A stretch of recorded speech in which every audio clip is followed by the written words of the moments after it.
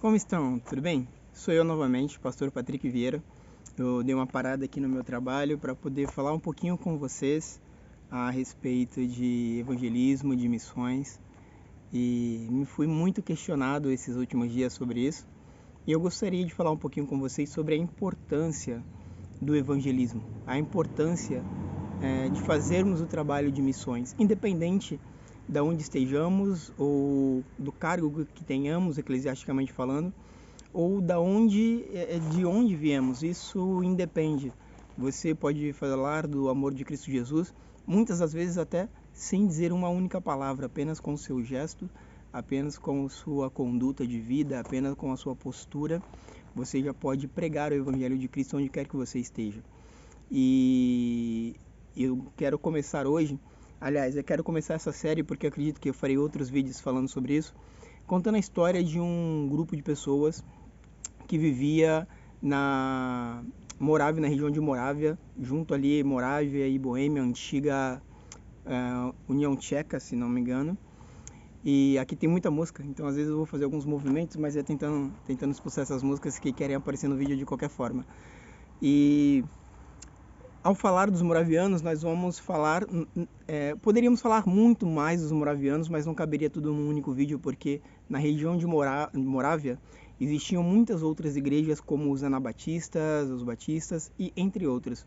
Porém, nós vamos falar desse povo chamado moravianos e entender um pouco sobre o avivamento moraviano, que deu origem a tantos homens e mulheres que se tornaram importantíssimos na história do Evangelho, como missioneiros, como missionários e como evangelistas. Perdão pelo missioneiros, eu estou aqui na Espanha e estou começando a pegar a forma a qual eles falam, o dialeto deles. Então pode ser que ao decorrer do vídeo eu acabe cambiando aí as palavras. Também quero convidar você a assistir os nossos próximos vídeos que falarão do mesmo conteúdo, porém em um portunhol, porque também estamos tentando evangelizar as pessoas aqui na Espanha, no continente europeu, e para isso estamos estudando um pouco do idioma materno deles, tá bem?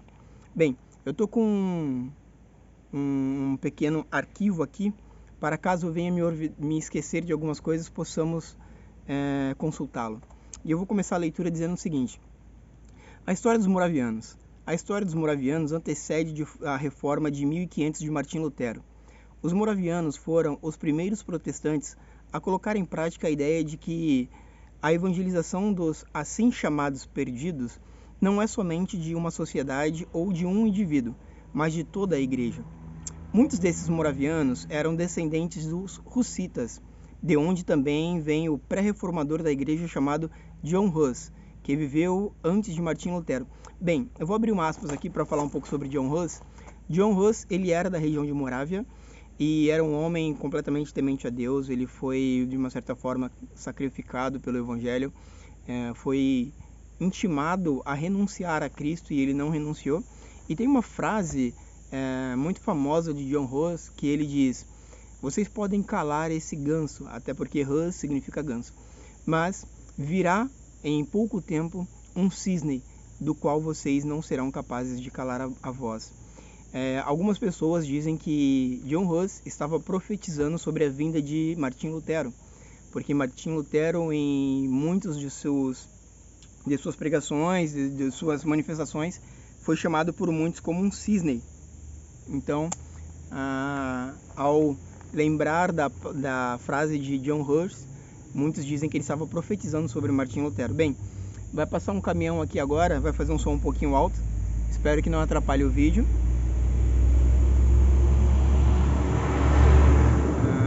Pronto, passou. Continuemos. No levante das guerras dos anos de 1600, a Boêmia e a Morávia, antiga República Tcheca, foram dominadas por um rei católico romano, o qual descandeou uma terrível perseguição contra os moravianos. Cerca de 15 de seus líderes foram decapitados. Os membros da igreja foram mandados para os calabouços e para as minas para trabalhos forçados. As escolas deles foram fechadas, bíblias, inários e catecismos e escritos históricos foram totalmente queimados. Os moravianos foram todos espalhados e o fato é que, de repente, 16 mil famílias se tornaram refugiados. Por quase 100 anos, lutaram para fugir da perseguição. Só um minutinho. Outro caminhão passando. Bem, por quase 100 anos, eles lutaram para fugir da perseguição. E por isso formaram uma poderosa rede de cristãos clandestinos, através de pequenas células. Abre outra aspas aqui. Nós temos aí no Brasil, né, o costume de igrejas que trabalham com células. E algumas pessoas são a favor, outras não são a favor. Mas eu só quero deixar uma nota nesse vídeo de que o trabalhar através de células não é uma coisa atual. É uma coisa que desde aqueles séculos já existia. Não somente os moravianos trabalhavam com células, mas nós vamos ver também o próprio apóstolo Paulo criando pequenas células que futuramente se tornaram igrejas. Então eu acredito que isso é muito válido, porém se trabalhado da forma correta e séria, né? Continuemos.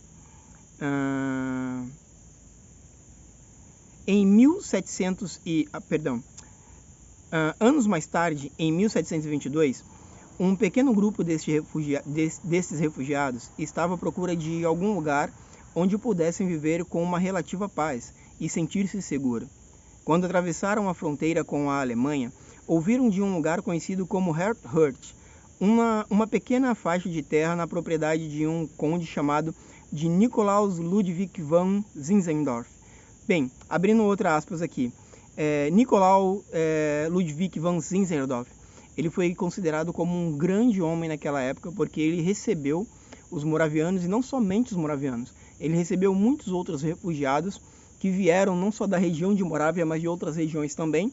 E Zinzendorf foi, além de um benfeitor dando-lhes trabalhos, e nós vamos falar isso no texto, mas também como um pastor, também, depois de algum tempo, ele foi chamado de um demônio, pelo fato de ter recebido os moravianos.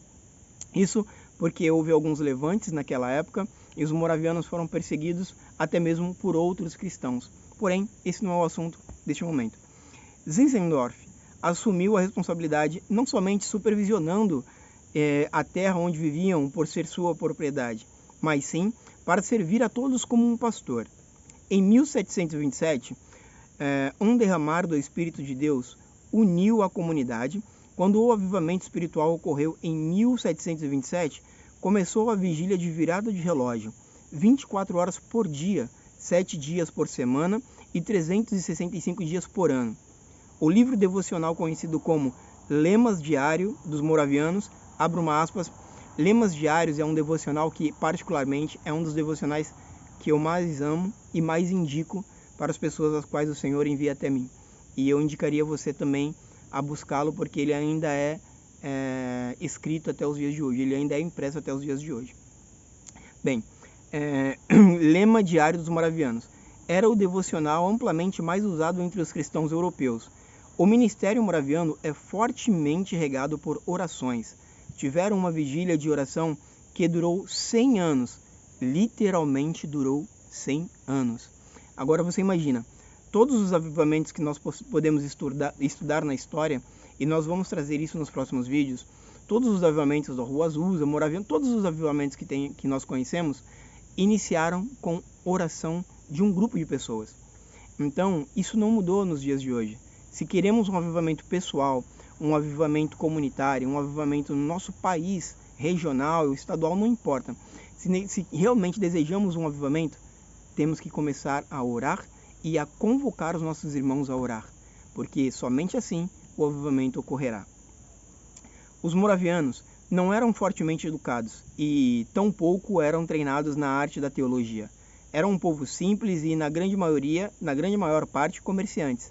De fato, os 2 primeiros missionários a serem enviados eram coveiros de profissão, pois 2 jovens moravianos que tinham por volta dos 20 anos de idade e ouviram de uma ilha no leste da Índia, onde 3.000 africanos trabalhavam como escravos em uma fazenda, em cujo o dono era britânico, agricultor e ateu.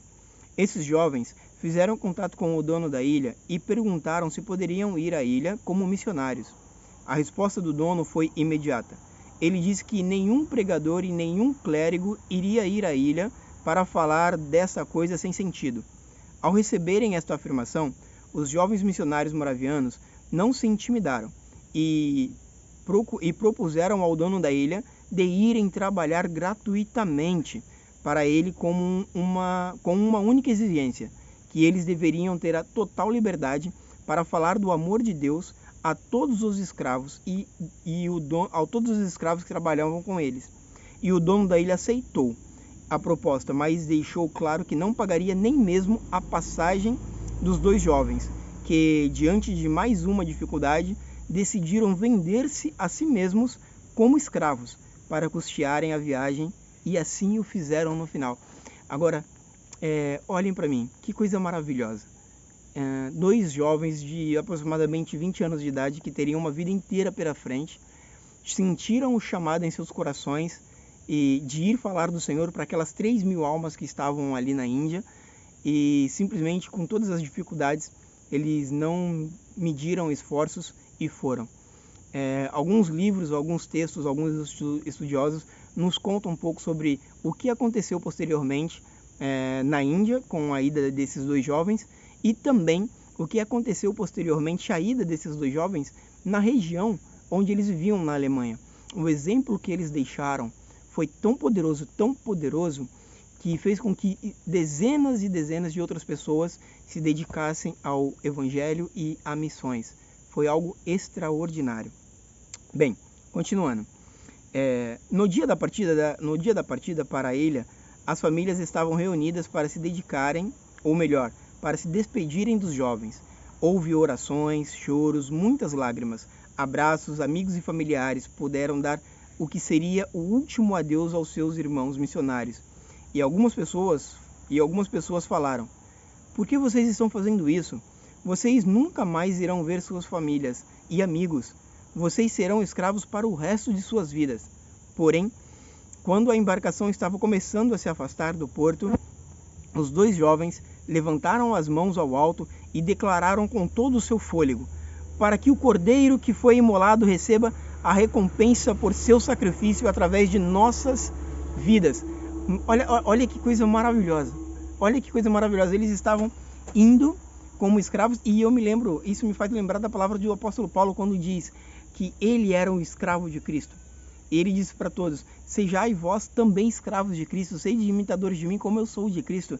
E esses dois jovens estavam literalmente colocando em prática o ensinamento de Paulo. E é maravilhoso a importância que o evangelho, o evangelizar, né, tem na vida do cristão, porque quando você se propõe a evangelizar, você estuda para isso, você faz uma leitura bíblica para isso, você se consagra para isso, você entra em adoração a Deus para isso, para que Deus possa te proteger e te capacitar.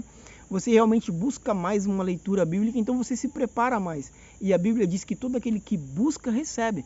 Então, quanto mais você se prepara para evangelizar, mais Deus te capacita para a sua vida pessoal, vida familiar, vida profissional e principalmente para conquistar outras pessoas para o Evangelho. Então, assim, Deus, ele sempre quer trabalhar com pessoas, ele sempre quer conquistar novas pessoas, mas ele primeiro quer trabalhar em mim e em você. Para que ele trabalhe através de mim e você, ele quer trabalhar primeiro em nós. E para trabalhar em nós, é necessário que nós nos dediquemos a uma oração diária, a um devocional diário. Somente você e Deus no seu quarto, na sua cozinha, no seu carro, trabalhando, onde quer que você esteja. É necessário ter esse devocional para que sejamos cheios e tenhamos esse amor, esta garra para fazer esta obra maravilhosa.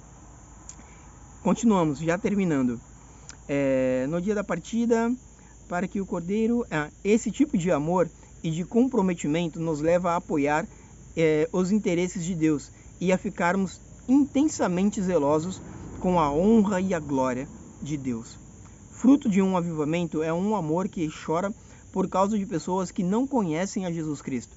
E esse tipo de amor que ardia fortemente no coração dos moravianos e também será despertado em nossas vidas, em nossos corações, pois afinal é o que estamos buscando: mais amor, mais paixão, mais fogo do Espírito, mais glória de Deus sobre as nossas vidas. Bem, Chegamos ao final dessa leitura. Espero que vocês sejam fortemente abençoados. Convido vocês a estarem baixando o nosso aplicativo Expressão de Vida. Não está disponível para iPhone, mas está disponível para o Android. E também o nosso site www.ministrandoapalavraweb.com.br. Será uma grande honra poder compartilhar com vocês aquilo que Deus tem nos entregue, tá bom? Deus abençoe. Vou tentar gravar esse mesmo conteúdo em espanhol. Não sei como vai ficar, mas espero que fique ao menos compreensível. Deus abençoe, meus irmãos. Tchau, tchau.